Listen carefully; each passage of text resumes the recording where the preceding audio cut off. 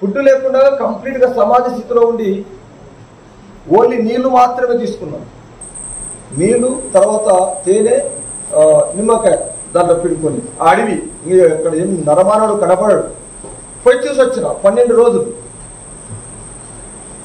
రోజులు కంప్లీట్గా శ్వాస మీద ధ్యాస పెట్టి 12 రోజులు చాలా అద్భుతంగా నేను ధ్యానం చేసి వచ్చిన తర్వాత నాకు తెలిసింది ఒకటే, ఇది సరైన విధానం కాదని కూడా తెలుసుకొచ్చుకున్నాను. మరి ఏది సరైన మార్గం? సంఘం శరణం గచ్చామి, ధ్యానం శరణం గచ్చామి అన్నాడు కదా బుద్ధుడు. అంటే మధ్య మార్గం అన్నాడు. అంటే కంప్లీట్గా ధ్యానం చేయొద్దు, కంప్లీట్గా సంసారంలో ఉండొద్దు, కంప్లీట్గా వ్యామోహంలో ఉండొద్దు. ఓహో, ప్రతి దాన్ని కూడా ఒక బ్యాలెన్స్డ్గా మెయింటైన్ చేసుకోమన్నాడు కదా.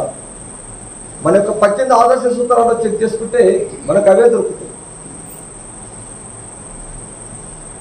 12 రోజులు ధ్యానం చేసిన తర్వాత నాకు తెలిసింది ఒకటంటే, మన శ్వాస మీద ధ్యాస, ఆనాపానాసతి ధ్యానానికి మించినటువంటి ధ్యానం లేదన్న సంగతి నేను స్వయంగా నా అనుభవపూర్వకంగా తెలుసుకున్నాను. నేను తెలుసుకోగలిగాను ఆ విషయాన్ని.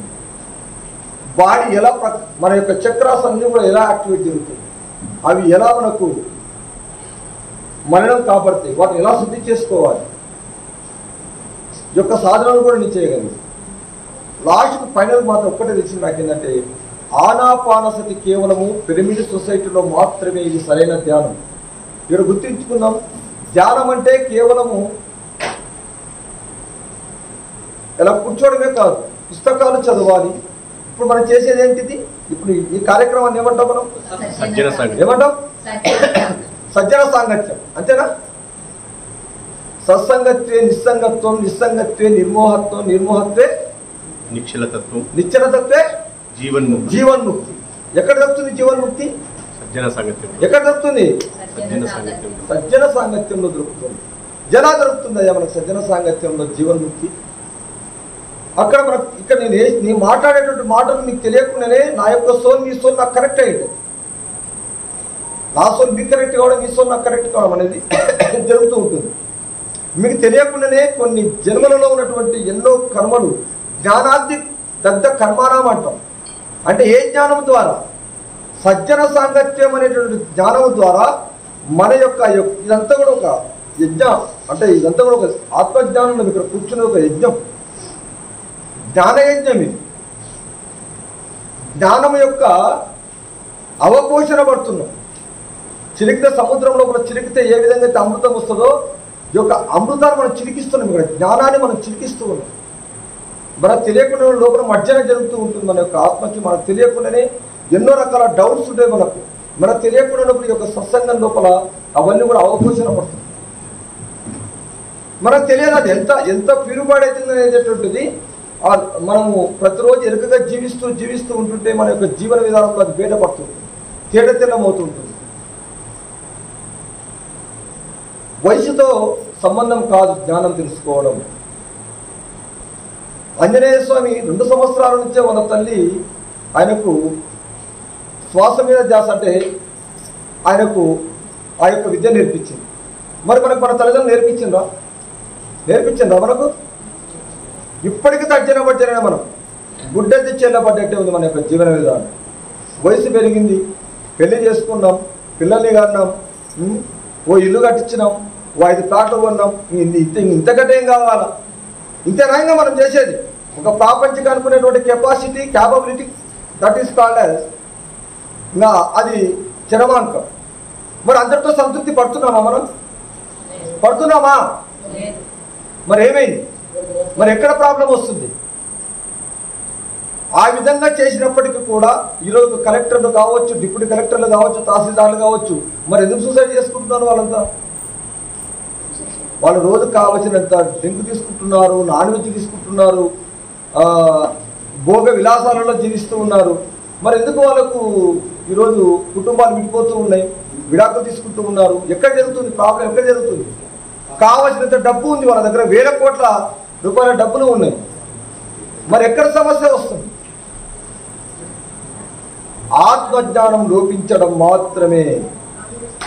నిజమా కాదు? ఇది కేవలం ఆత్మజ్ఞానం లోపించడం మాత్రమే. ఇదే విషయాన్ని తెలుసుకున్నాడు మన యొక్క కపిలవస్తు మహారాజు సామ్రాజ్యం అనే శుద్ధోదం యొక్క కొడుకు సిద్ధార్థుడు అయినటువంటి బుద్ధుడు, గౌతమ బుద్ధుడు, ఆయన అనుభవించలేదా? ఆయనని తినే ఆహారం లేదు, ఆయన అనుభవించినటువంటి కన్య లేదు, ఆయన పడని యోగ విలాసాలు లేవు. మరి అక్కడ ఉండిపోవచ్చు కదా. ఇది కాదు, ఇది సరైన జీవనం కాదని తనకి ఎక్కడో ఆ లోటు కనిపించింది. ఆయన ఆ లోటుని ఏ విధంగా దాన్ని పూరించుకోవాలి, ఏ విధంగా అని తెలియదని. ఇది నా కొడుకు అయితే గొప్ప మహా చక్రవర్తి అయిన లేక గొప్ప ఆధ్యాత్మిక సన్యాసి అయితే వాళ్ళ నాన్నకు అది నచ్చలేదు. సన్యాసి కావడం అనేది వాళ్ళ తండ్రికి నచ్చనందుకోసం ఏం చేసిండు వాళ్ళ నాన్న? శుద్ధోదనుడు ఏం చేసిండు? మనం చెప్పుకున్నవన్నీ చేసిండు. అయినా తృప్తి అక్కడ లేదు. ఆయనకు ఒక శవం అలా బయటికి వాళ్ళ యొక్క బట్టతో పోతుంటే ఆ యొక్క శవాన్ని చూసి తర్వాత కొన్ని సంఘటనలను చూసిన తర్వాత ఆయనకు కలిగింది ఎక్కడో తగిలింది. అది గత జన్మలో ఆ యొక్క బుద్ధుని యొక్క జాతక కథల లోపల అదంతా బయటపడుతుంది. మనం 565 జన్మలు ఆయన తీసుకోవడం జరుగుతుంది. దాదాపు నిజంగా 600 జన్మ దగ్గర అంత ఏకాగ్రతతో అంత కాన్సన్ట్రేషన్ వ్యక్తిలో అన్ని వందల జన్మలు తీసుకున్నాడు ఆయన. ఆ లాస్ట్కి అన్ని జన్మల్లో తీసుకున్న కొంత జ్ఞానం వల్ల పోగు చేసుకోవడం వల్ల ఆ చివరికి ఆ జన్మ లోపల ఆయనకు కాయ పండుగ మారింది. ఆ పండు రాని ఇంతమందికి జ్ఞానాన్ని పంచింది అది. మరి ఆ తర్వాత ఆయన ఏం చేసిందో మనందరికీ తెలుసు. 6 సంవత్సరాలు అఖండ ఎంతోమంది కొన్ని 200-300 రకాల ధ్యానాలను నేర్చుకున్నాడు. రకరకాల గురువుల కాడికి పోయిండు, రకరకాల ఆసనాలు నేర్చుకున్నాడు. పోనీ దాని ద్వారా అక్కడ వాళ్ళేమైనా సంతోషంగా ఉన్నారో ఆశ్రమాలను దర్శించిండు. ఆ ఆశ్రమాలు నిజంగా అక్కడ ఉన్నటువంటి భక్తులను చూసిండు, గురువులను చూసిండు. అక్కడ వాళ్ళు నిజంగా కూడా సహజంగా జీవిస్తున్నారా చూసిండు. అక్కడ కూడా లోపాలు ఎన్నో కనిపించినాయి. ఇది సరైనది కాదు, ఈ ధ్యానం సరైనది కాదు. ఇంకొక దగ్గర పోయిండు, అది సరైనది కాదు. కొన్ని రోజులు జీవించిండు. ఈ విధంగా మొత్తం 6 సంవత్సరాలు పట్టింది. ఈ విధంగా ఈ భూమండలంలో ఉన్నటువంటి అన్ని ఆశ్రమాలను తిరిగి లాస్ట్కి ఒక బోధి వృక్షం కింద కూర్చొని ఆయన హాయిగా శ్వాసను గమనిస్తూ, అంటే ఆయన శ్వాసను గమనిస్తూ అని కూడా తెలియదు ఆయనకు. యాక్చువల్లీ అన్ని రకాల ఆ యొక్క ఆత్మజ్ఞానం యొక్క అనుభవాన్ని తీసుకొని ఒక హాయిగా అలా రిలాక్సేషన్గా ఒక నిండు పౌర్ణమి రోజున, వైశాఖ శుద్ధ పౌర్ణమి రోజున అలా హాయిగా తనకు తెలియదు అలా కూర్చుంటే ఆయనకు మొత్తం 2.5 జాములలో అంటే దాదాపులో 5-6 గంటల లోపల తన యొక్క జాతక కథలు మొత్తం కూడా గత జన్మలు ఏంటివి, నేను ఎందుకు వచ్చాను, ఏమి కథ, అసలు ఏంది, తన యొక్క జాతకం ద్వారా మొత్తం బయటపడ్డది. అట్లా మొత్తం 6 సంవత్సరాలు పట్టింది తనకు ఆత్మజ్ఞానం కలగడానికి, కంప్లీట్గా తన కుటుంబాన్ని, సమాజాన్ని, తన యొక్క రాజ్యాన్ని వదిలిపెట్టి తెలుసుకోవడానికి.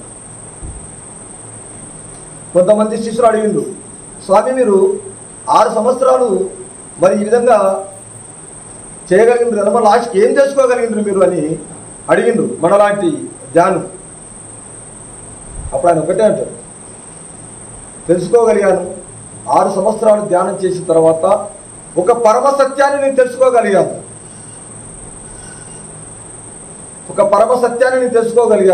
అదేమిటంటే దుఃఖానికి కారణము కోరికలు.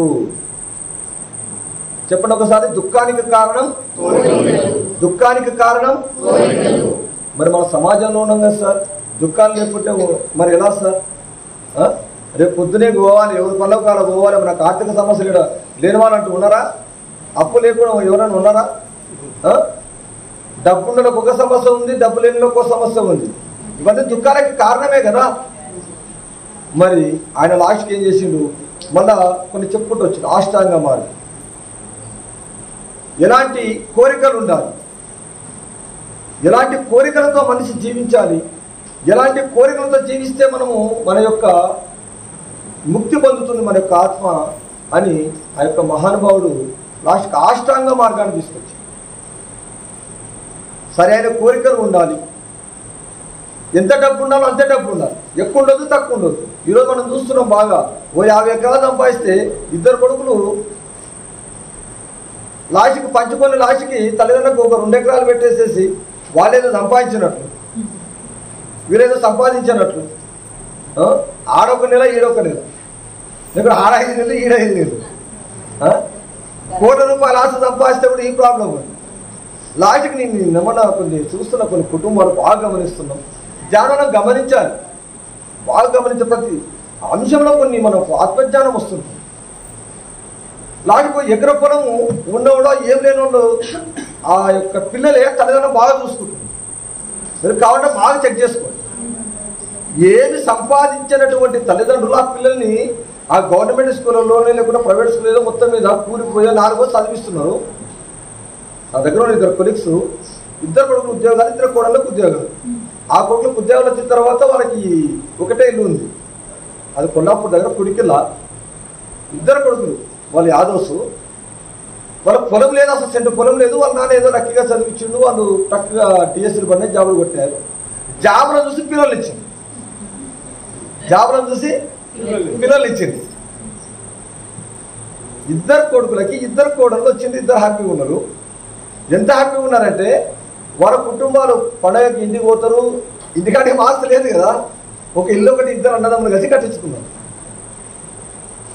ఎంత హ్యాపీ అంటే వాళ్ళని చూస్తే నాకు ఆస్తులు ఎంత ప్రమాదం అయిపోయినాయంటే మనకు తెలుసు.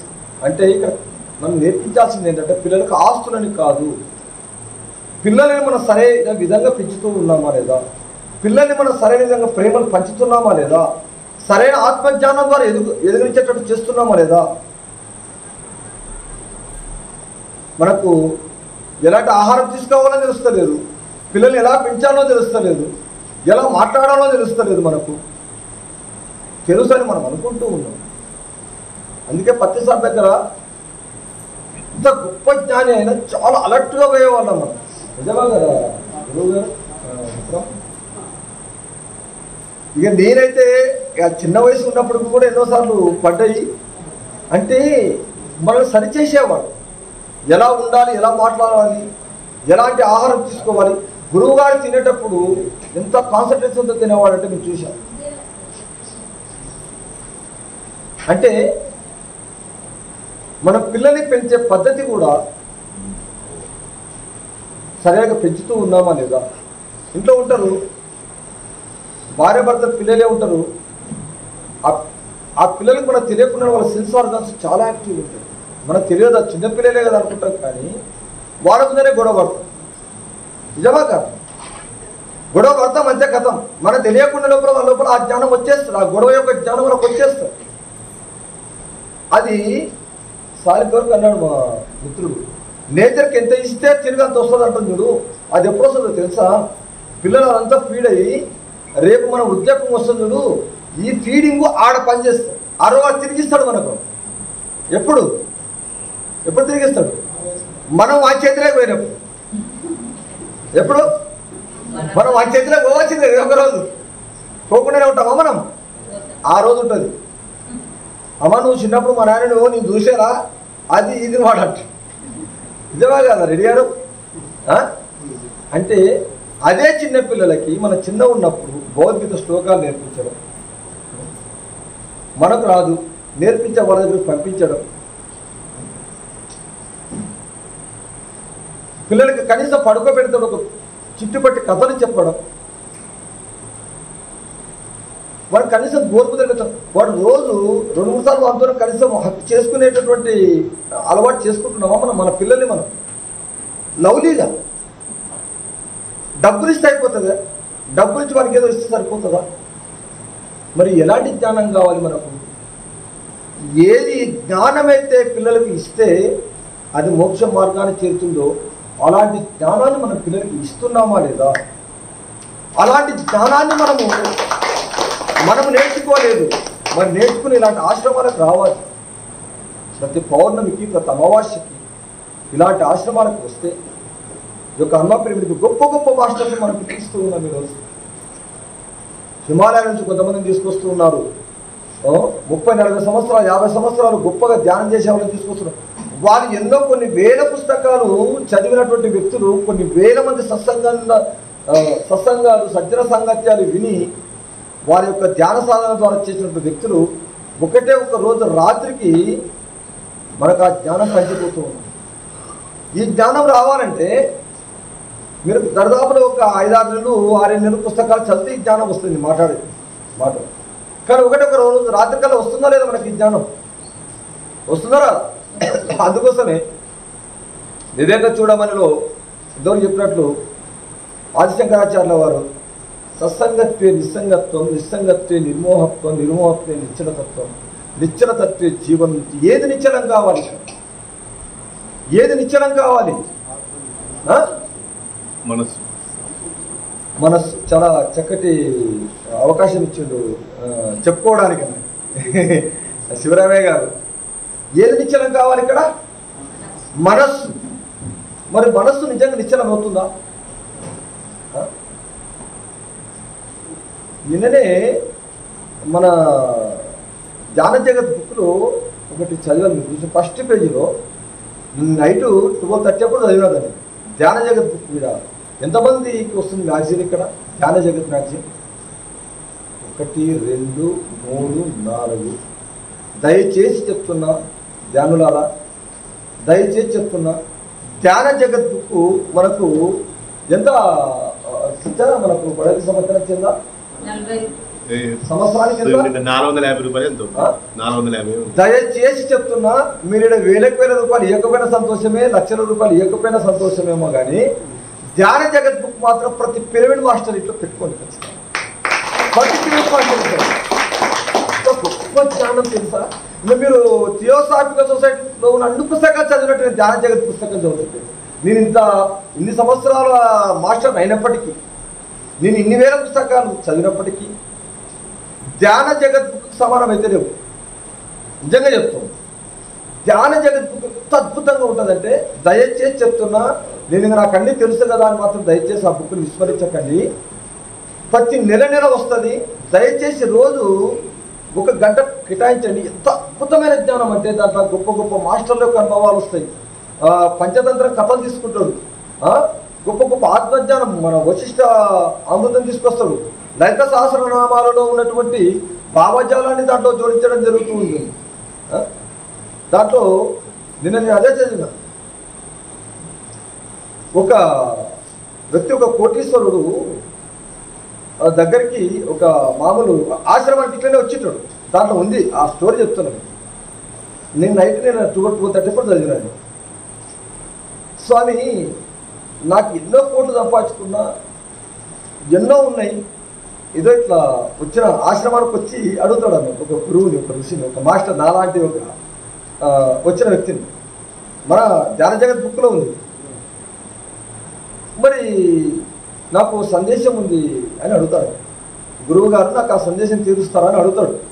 అడిగితే అప్పుడు ఏమంటాడంటే, చెప్పు, నీ సందేశం ఏదో చెప్పుకోనాడు. ప్రకృతిలో ఏ జంతువులకు లేనటువంటి, ప్రకృతిలో ఏ జంతువులకు ఈ శిక్షణ ఇస్తలేరు, ఆత్మజ్ఞాన శిక్షణ. ప్రకృతిలో ఏ పక్షులకి ఏ శిక్షణ లేకుండా హ్యాపీగా ఎగురుతూ ఉన్నాయి, జీవిస్తూ ఉన్నాయి, హ్యాపీగా వాటి కాలాన్ని ముగించుకొని వెళ్ళిపోతూ ఉన్నాయి. నిజమా కాదు? మరి యొక్క మానవునికి ఎందుకు ఈ యొక్క గురువులు కావాల్సింది వస్తుంది, ఈ ఆశ్రమాలు కావాల్సింది వస్తుంది, ఈ అన్నదానాలు, ఈ భజనలు, సత్సంగాలు ఎందుకు కావాల్సింది వస్తుంది? నాకు ఆ యొక్క సందేశం ఇన్ని లక్షల రూపాయలు, ఇన్ని కోట్ల రూపాయలు సంపాదించినప్పుడు నాకు ఆ సందేశం తీర్చలేదు స్వామి. నాకు ఈ సందేశం తెలిస్తే నేను హాయిగా నువ్వు ఏం చెప్తా చేస్తా అంటాడు. అంటే మరుసటి రోజు రామేశ్వరం చదివిన స్టోరీ చదవాలి మరి సీనియర్ మాస్టర్. అయితే సరైన ఒక సూపర్ మార్కెట్ దొరికిపోయి ఆ రోజు సండే రోజు ఎవరు ఉండరు. పోయి గురువుగారు చెప్తారు, ఏమని, ఒక ఆవును తీసుకురా అంటారు. ఆ ఆవును తీసుకొచ్చి ఆ సూపర్ మార్కెట్లో కుదురుతాడు. ఏం చేస్తాడు? దేంట్లో కుదురుతాడు? పాపం అది ఏం చేయకుండా అక్కడ తిరుక్కుంటూ పోతుంది. ఆ సందులో తిరుక్కుంటూ పోయి ఒక దగ్గర కూరగాయలు అవన్నీ పెడతారు కదా, పెట్టరా? పెట్టాడు. పాపం అది కూరగాయలు అవి దాని కావాల్సిన తినేసేసి ఆ ఆవు ఏం చేస్తారు, మెల్లగా బయటకు వేసేస్తారు. అయిపోయినా మసలు మన గురువుగారు ఏం చెప్తారంటే, ఈరోజు మీ కాలనీవాసులకి ఫ్రీ ఆఫర్, దీంట్లో ఏమైనా తీసుకోవచ్చు, చాలా ఫ్రీ, డబ్బులు లేదు ఈరోజు అని చెప్తే జనాలు అందరూ ఎగబడి పోతారు. పోయి ఇది తీసుకుందాం అది తీసుకుందాం అది ఇదిగా ఒక బుట్టలో ఏం చేసుకున్నామో తెలుస్తలేదు. ఎందుకు చెప్పండి? ఆశ కలిగింది, ఇవన్నీ తీసుకురావాలనిపిస్తుంది. యాది తీసుకురావాలని అర్థం ఏంటంటే గందరగోళంగా పడ్డాడు.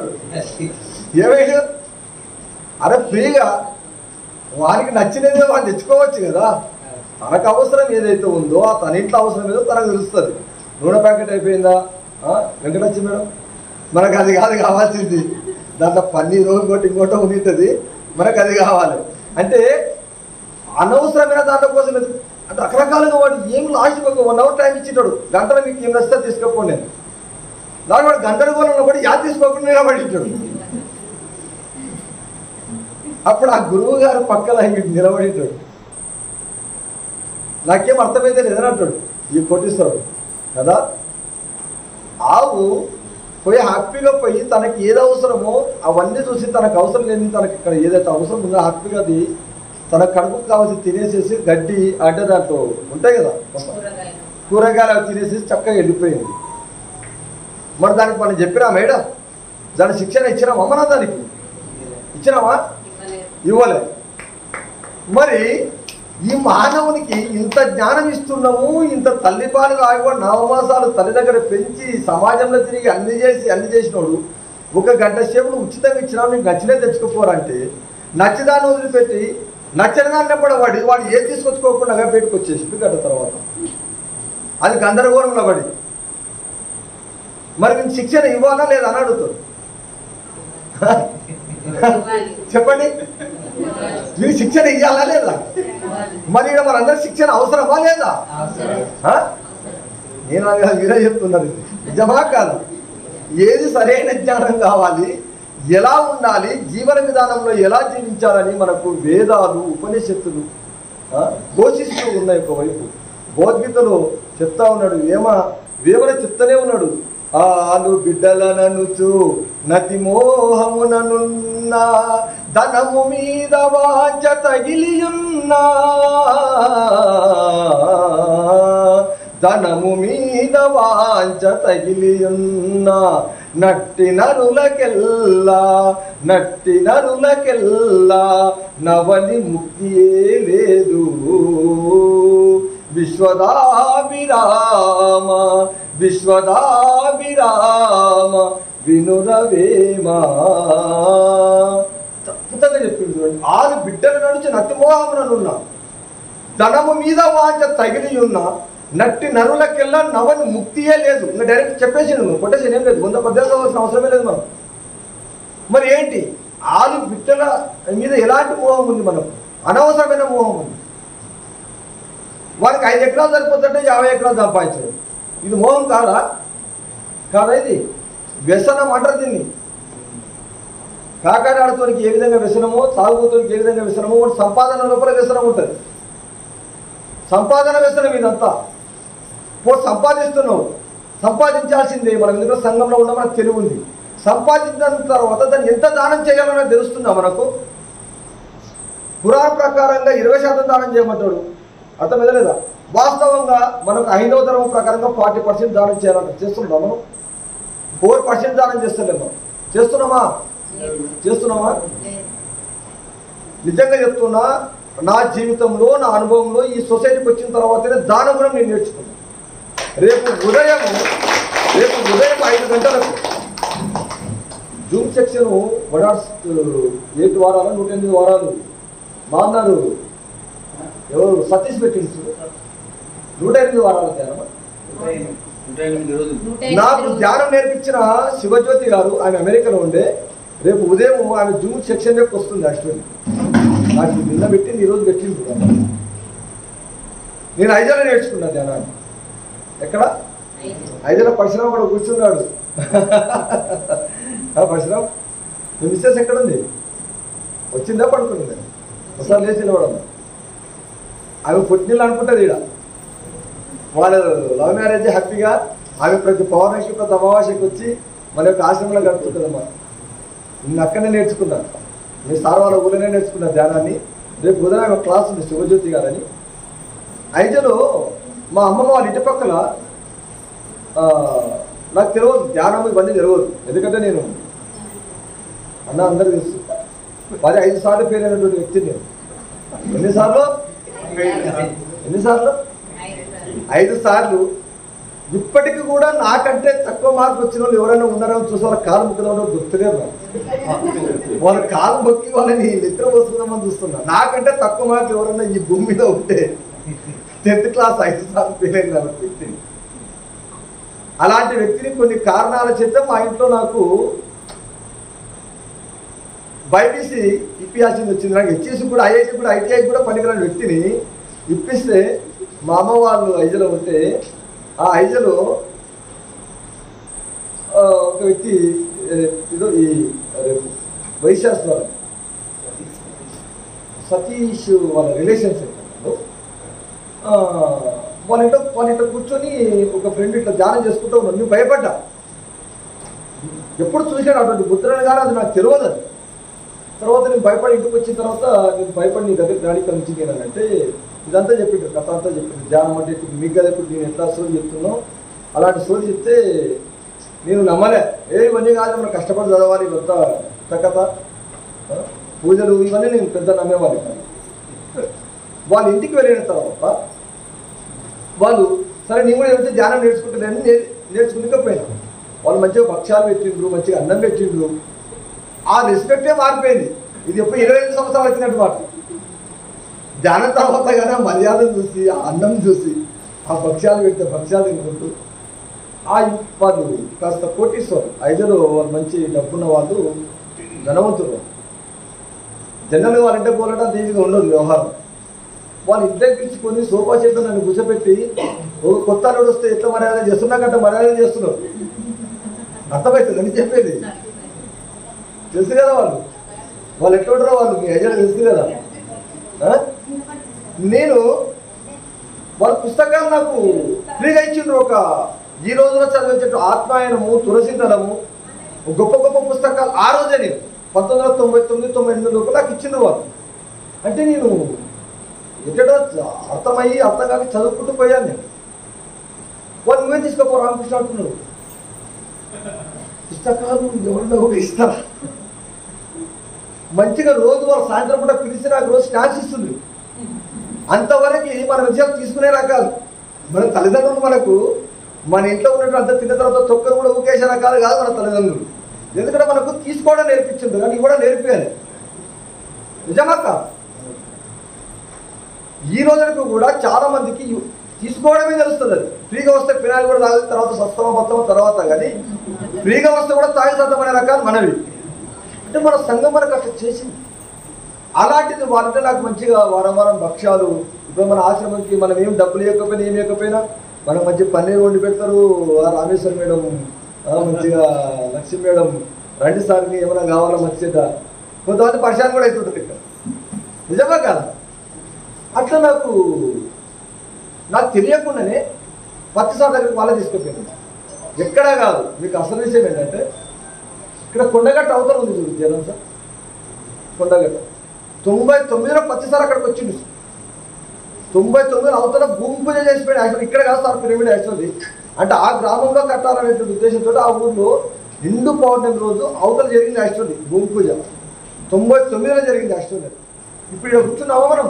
పత్తిసారి ఇంతమంది ఉంటే ఆ రోజులు 10,000 మందితో సమానం. నేను ధ్యానానికి వచ్చిన రోజు పత్తిసారికి ఇంతమంది అంటే ఆ రోజుల్లో ఒక 10,000 మందితో సమానం.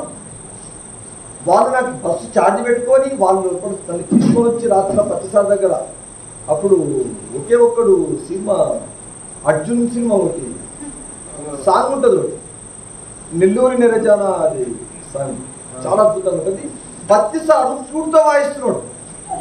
ఆ సాంగ్ ని ఫ్లూట్తో వాయిస్తున్నాడు. ఈ షాక్ గురువులు అంటే వేరే వేరే ఉంటారు కదా మన లెక్క. పత్తిసారి ఫ్లూట్ వాయిస్ చాలా చలికాలము మంచిగా కట్టెలు తెచ్చి వేసి ఎంతో ఒక 6-7 మంది మంచి సలమంట పెట్టారు సార్కి. ఫ్లూట్ తోటి వాయిస్తున్నాడు ఆ సాంగ్. అద్భుతమైన సాంగ్ అది. వరేషాలైన ఎంత అద్భుతంగా వాయిస్తాడు. ఆ ఫ్లూట్ని చూసాక పోవాలి అనిపించింది నాకు. అంత అద్భుతంగా వాయిస్తున్నాడు గురువు గారు ఆ సాంగ్ని. అంటే మమ్మల్ని అంతా ధ్యానంలో కూర్చోబెట్టి మంచిగా నిండు పౌర్ణమి రోజు వాయిస్తున్నాడు ఆ ఫ్లూట్లో. మనం ఉదయం మళ్ళీ తెల్లవారుజామున 5 గంటలకి ఎక్కువ చెప్పబెట్టేప్పుడు ఎవరు వస్తారో వాళ్ళు పట్టుకుని పోతా ఉన్నారు. వచ్చినాను. తర్వాత నాకు తెలియకుండానే దానగుణం నా చేతికి వచ్చింది అంటున్నారు ఇక్కడ పాయింట్. నాకు తెలియకుండానే వాళ్ళ ఇంట్లో తిరగడము, వాళ్ళ ఇంట్లో మనిషిలాగా నాకు అలవాటు కావడము, నాకు తెలియకుండానే వాళ్ళ ఇంట్లో ఆ యొక్క వాసన నాకు వచ్చింది. ఇది నా అనుభవం చెప్తున్నా, బాగా వినండి.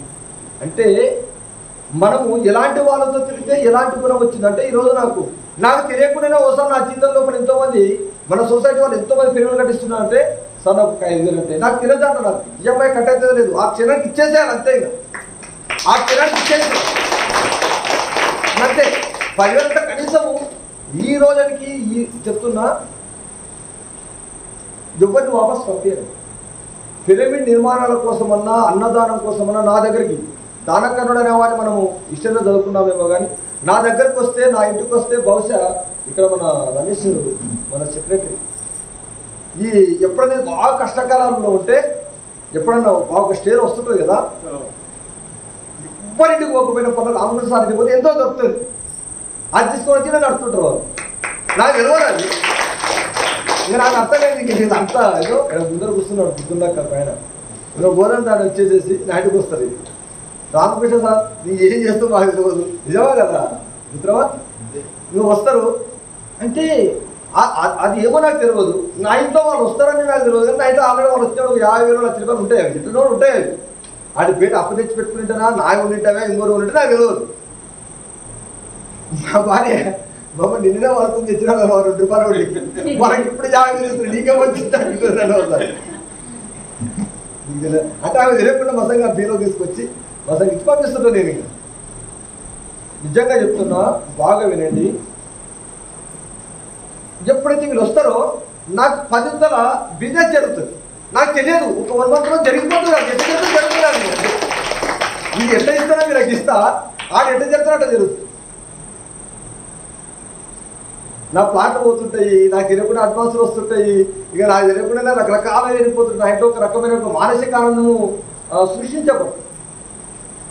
స్టిల్ నౌ టుడే ఈ రోజు వరకు కూడా నేను అదే లైఫ్ జీవిస్తున్నా. నాకు సంపద గురించి తెలియదు, కానీ నాకు అనంతమైన సంపద ఇచ్చినాడు నా గురువు గారు. అనంతమైన సంపద ఇచ్చినాడు. నాకు తెలియదు, ఒక ప్లాన్ చేసుకొని ఒక డిజైన్ వేసుకొని నేను హైదరాబాద్లో ఒక వెంచర్ వేసిన. హైదరాబాద్ ఒక వెంచర్ వేస్తే చాలామంది దాన్ని అన్నారు ఇప్పుడు ఏడా నడుస్తుంది రియల్ ఎస్టేట్ అది ఇది అని. ఆవిడ మాకు తెలియకుండా ఒక 2 ఎకరాలు ఒక రకంగా బోనస్కి వచ్చింది. అది ఆ ప్లాట్ 30 లక్షలు పెట్టాల్సింది 15 లక్షలుగా పెట్టేసుకున్నాం. అసలు మాకు తెలియకుండానే ఒక వారంలో 10 ప్లాట్లు, 3 వారంలో 10, అసలు మాకు తెలియకుండా 2 వారాలు అయిపోతుంది వెంచర్. 4 ఎకరాలు వేస్తాం. గ్రాండ్ సక్సెస్, నాకు తెలియకుండానే గ్రాండ్ సక్సెస్. అంటే ఎందుకు నా బిజినెస్ పాయింట్ ఆఫ్ చెప్పాల్సి వస్తుంది, మనం ఇచ్చేది ఏదైతే ఉందో 10 రూపాయలు రూపాయి ఇచ్చేసి ఫస్ట్ ఇవ్వడం నేర్చుకో. ఫస్ట్ మా ఇంటికి మా వనపర్తిలో అడుక్కునే వాళ్ళు ఎక్కువ వస్తారు మా ఇంటికి. ఆ ఇంటి పక్కన అందరూ మా అబ్బాయి ఎందుకు ఎవ్వరు మీదికే వస్తారు వాళ్ళు అడుక్కునే మా ఇంటికాడ కిందికి రారు అని. నేను మా భార్యకు ఒకటే చెప్పాను, సుజీ ఏ బుద్ధుడు ఏ అవతారంలో వస్తాడో, ఏ బుద్ధుడు ఎటువంటి వేషంలో వస్తాడో అది మనకు తెలియదు. మన ఇంటికి రోజు 10 మంది రాని, రోజు 10 మంది రాని, లేకపోయింది అనుకో ఒక 100 రూపాయలు ఇచ్చిన వాటి భోజనానికైనా మనకు ఉండాలి. వాడు రాని రోజు రాదు, వాడు ఆ 100 రూపాయల కోసం ఉన్నదా. లేదా ఉదయం పూట మాకు కడత క్యారీ ఉంటుంది కదా, అది హ్యాపీగా మంచిగా శుద్ధంగా వండి పెట్టిన భోజనం, వండి పెట్టిన కూరనే సద్దిది కానీ పాస్ మీద మాత్రం వేయద్దు. వాళ్ళు వచ్చి ఆ వేస్తే హ్యాపీగా దిగించిపోతారంటే మా భార్యని, అమ్మ నువ్వు నిండుగా ఉండాలమ్మా. ఆ వైబ్రేషన్స్ ఏడ దొరుకుతాయి చెప్పండి. మన ఇంట్లో పుట్టింట్లో మన బిడ్డలకు వచ్చి పడిచెర పెట్టు, నాయన నాకు బంగారు వేసేది ఇంకా పెట్టేదే చూస్తాం బంగారు. ఆమె రైట్, నిజమా కదా? అరే అట్లనే బిడ్డ తృప్తి పడుతుందా, బంగారు పెడితే నువ్వుకుంటుందా? నేను 5 ప్లాట్లు కొన్నా 100 ఇస్తే చేస్తా నాకు కూడా 1 ప్లాట్ ఆడుకుంటుందా? లేదా మా అమ్మ చచ్చిపోయిన తర్వాత మళ్ళీ 10 రోజుల బంగారం చూడు నాకు 3 రోజుల బంగారం కావాలి. ఆడికిస్తే ఒప్పుకుంటుందా? 15 ఎకరాల పొలం నాకు 2 ఎకరాలు కావాలంట. మరి ఏం చేయాలి చెప్పు? ఈడ కేవలము ఒక నిండుగా హ్యాపీగా వండి పెట్టిన ఆహారం, మనం తినే ఆహారంలో కాస్త 10 ముద్ద తినక్కడ 5 ముద్ద తగ్గించుకున్నాం. కానీ వాళ్ళు ఇచ్చే వైబ్రేషన్స్ చూడు, అది అనాథ చక్రం నుంచి విశుద్ధ చక్రం నుంచి ఇచ్చిపోతారు. వాళ్ళు అడుక్కుంటుంటారు, వాళ్ళకు ఒక పవర్ ఉంటుంది. వాడు ఎక్కడన్నా ఉన్నాడు, వాడు కుంటోడా మంచోడా చెడ్డోడా వద్దు, వాడు మన ఇంటికి వచ్చినాడు అంతే. నువ్వు ఏ కొద్దిగా ఇచ్చిపో, అది ఎప్పుడు అది ఇవ్వడం నేర్చుకునడం వస్తుంది. ఈ సొసైటీకి రండి, అదే ఇవ్వండి, ఎంతో కొంత ఇవ్వండి. మనం ఇవ్వాలనుకుంటే ఇవ్వలేమా? ఇవ్వాలనుకుంటే నిజంగా ఇవ్వలేమా? నేను అంత ఇవ్వద్దాను, కొంత ఇవ్వలేమా? మనం అంతో కొంత. ఈ పల్లవి కొంచెం లేమోసారి లేమోసారి పల్లవి నాకు చాలా ఇష్టం. లేమోసారి ఇక్కడ మనం ఒకసారి ఇక్కడ పిల్లలు ఇక్కడ ఒకసారి బుక్ క్లాస్ కొట్టండి ఒకసారి.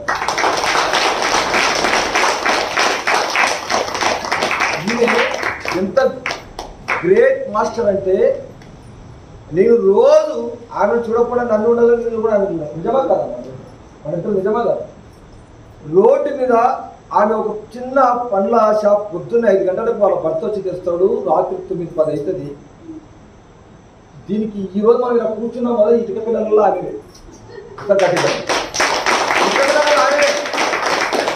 మొత్తం ఈ పిల్ల మొత్తం ఎవ్రీథింగ్ ఆమెదే. మా రమేష్ సార్ ఎట్ట పట్టుకొచ్చుకుంటాడో ఏ కథను, ఇలాంటి వాళ్ళనే పట్టుకొచ్చుకుంటాడు మన సెక్రటరీ గారు కలిపి వెరైటీకుంటాడు మన సెక్రటరీ. ఆమె ₹1,00,000 పాపం ఈరోజు ఈ పిల్లలకి మొత్తం ఇచ్చి, నేను ఏడవలేదు సార్, నేను ఏదో బుద్ధిదాన్ని ఒక 1000-2000 ఇవ్వగలుగుతా సార్ అంతే ఇచ్చితే ఈరోజు ఇంత వైభోగం ఆమెకు వచ్చేదే. అది ఎక్కడ ఒకే ఆమెకు ఆ వైబ్రేషన్స్ రావా? వస్తాయా రావా? ఒకసారి చెప్పండి.